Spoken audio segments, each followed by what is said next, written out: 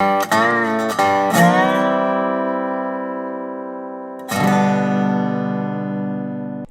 morning and welcome to today's Coffee with Craig. This is where we talk about firearms policy, politics, culture, media, you name it. We're talking about it right here on Coffee with Craig. So thank you so much for tuning in. Make sure you subscribe to our YouTube channel and follow us on Facebook. As you see, we're still here. We're at the 2A rally for your 2A rights in Washington, D.C. We're here on the West Lawn, and there's about, say, good 1,500 people here. Once again, standing up for our fundamental right to keep and bear arms. And amongst them, amongst the speakers, is none other than Top Shot Champion, Mr. Chris Cheng. How you doing today, sir? I'm good. This is such an electrifying crowd, and what a fun rally. Like, this is just amazing to hear these amazing speakers, and I'm just thrilled to be a part of a very big, momentous event. Oh, yeah, it is beyond phenomenal. It's, I mean, what I like is you can see there's people from all walks of life.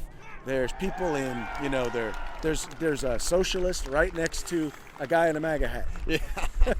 And they're all chanting together and they're all standing here fighting for the same thing. Yeah, it's an incredible display of unity, of solidarity, and in order to win the fight, right, in order to win the war, we have to stick together. Right. And I think over the past 10 years or so, we've seen a lot of division within our community, right, about assault weapons and standard, or quote unquote high capacity magazines, and we just can't allow those divisions, right, to hurt us, right? We need to stand together, right, and support the fight for the Second Amendment. And today we're seeing it. We're seeing it happen. Yeah. This is where you only win the fight if you show up. Right. You have to be present, and we are present here today. This is just it's electrifying. This is so special. I like you said, I just find this to be phenomenal. And what I like, in particular, the speakers come from different perspectives, and it's interesting because everyone kind of has their niche, their area, and the area that's focused on them. And what's cool about it is people have an opportunity to find a place where they can fit in. Right? There's a place for everybody to fit in, whatever that niche is. And also what I noticed in particular with the speakers is, once again, we talk about some of the division. A lot of divisions happen amongst the leadership of some of these orgs. And guess what? They're all here standing together. Yeah, it's great. For me, I'm part of the LGBT community, and being a gay guy right here at a gun rally, like I'm at home, right? I feel welcomed and accepted by everybody here, and when I was doing my talk up on stage, and they're talking about the fight for gay rights and for gun rights. There's a very similar thread, right? Connecting thread that we have to be visible. Right? As gun owners, right? No one's going to know that we're gun owners unless we explicitly show up and say, I'm a gun owner. Right? We can't be silent. Right. Basically, if we're silent, like silence is compliance, right? And are we going to acquiesce to the anti-gun movement? Well, we sure will if we don't vocalize our support for the Second Amendment. So that's why I'm so proud of what's happening here today. Excellent. So, all right. So, what's some of the stuff you're involved in right now? Oh gosh, man. Right after this, I'm going to New York City on Wednesday for a New York Times conference called Deal Book. And Diana Muller and I we got invited to a task force.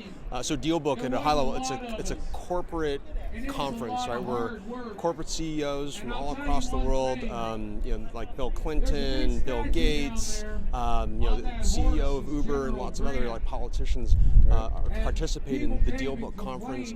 The task force that Diana and I are going to be part of is discussing the question of corporations' involvement in the Second Amendment. So it's a deep and beefy topic, right? And as we've seen corporations, wade deeper into corporate social responsibility, right, by staking out positions on guns, on gay rights, on immigration. I mean, it's like for me, I don't know if corporations.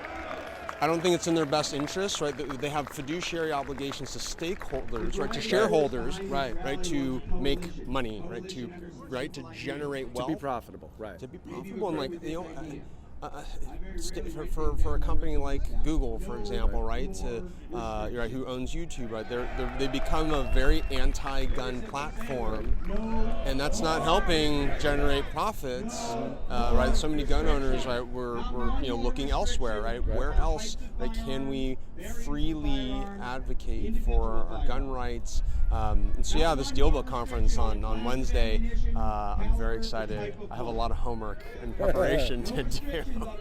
And I'll tell you that's such a tough topic, because you're right. The thing is that all you do when you do that is you piss off half the people. Half the people now are going to decide they're not going to purchase or buy your product. I use Levi as a great example. The number of times I've been in a store and I'll see something that from Levi that I'm like, I would have liked to have bought. Nope, not going to do it.